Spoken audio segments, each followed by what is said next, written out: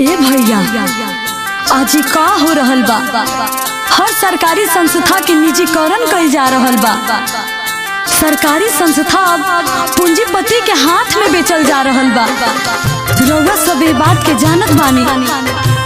अमीर आदमी तो कहीं भी इलाज करवा ली, लेकिन गरीब आदमी के आस रहेला कि हम सरकारी अस्पताल में 2 रुपया में इलाज करवा लें। हम सरकारी बस और ट्रेन से 200 रुपया में दिल्ली चल जाए, लेकिन जब प्राइवेट हो जाए तो गरीब कैसे जी है?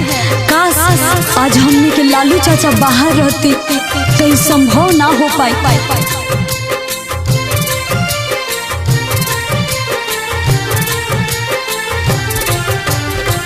देशवा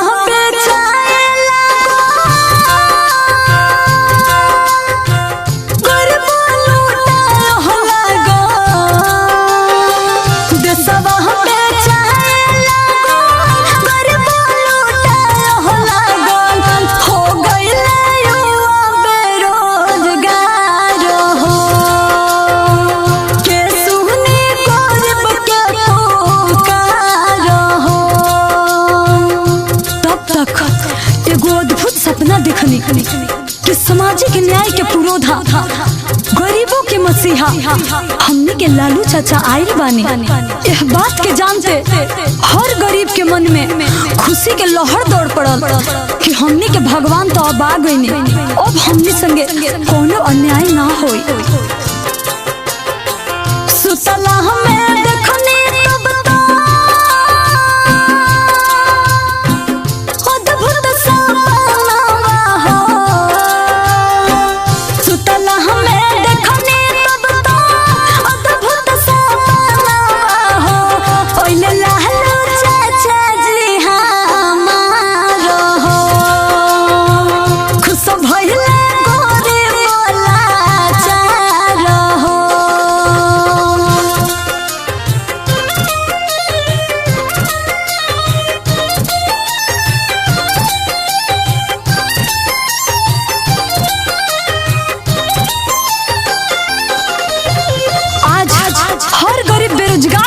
बड़े, हर गरीब के रोजगार छीनल जा रहल बा।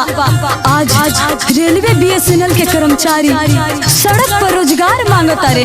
जब हर संस्था प्राइवेट हो जाए तो 8 घंटा के बजाय 12 से 18 घंटा ड्यूटी करे के पड़ी और मात्र 8 घंटा के पगार मिली।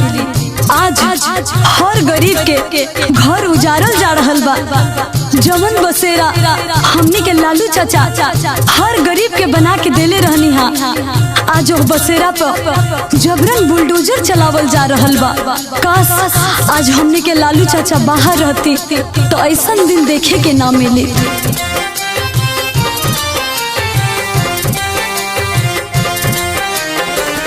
गरीब के नौकरी गरीब के झोपड़ी जबरी बुलडोजर चलावता।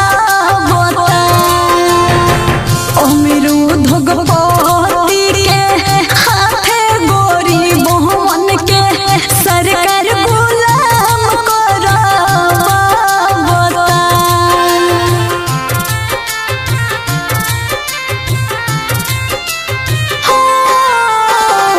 गरीब के नौकरी गरीब के झोपड़ी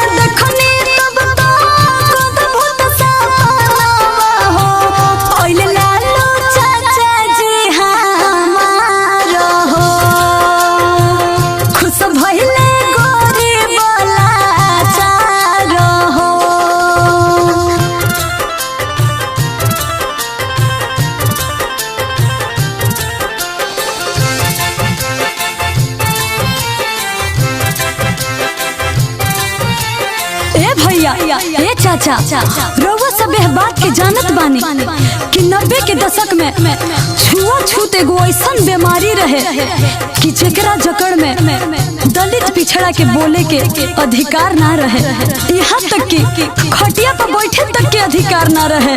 हर जगह जाति सूचक गाली सुने के पड़त रहे, हर जगह दबावल जात रहे। मगर वही समय सामाजिक न्याय के पुरोधा, गरीबों के मसीहा हमनी के लालू चाचा सत्ता में आईने और सत्ता में आते सबसे पहले सब केहू के एक समान बैठे के बोले के अधिकार दिलौनी। ओह समय भी पटना के गांधी मैदान गिरवी रहे, पटना जंक्शन गिरवी रहे, जेके हमनी के लालू चाचा मुक्त करैने। आज फिर से उहे काम हो रहल बा, हर सरकारी संस्था के बेचल जा रहल बा। काश आज हमनी के लालू चाचा बाहर रहती तो देश के ई हालात ना होई।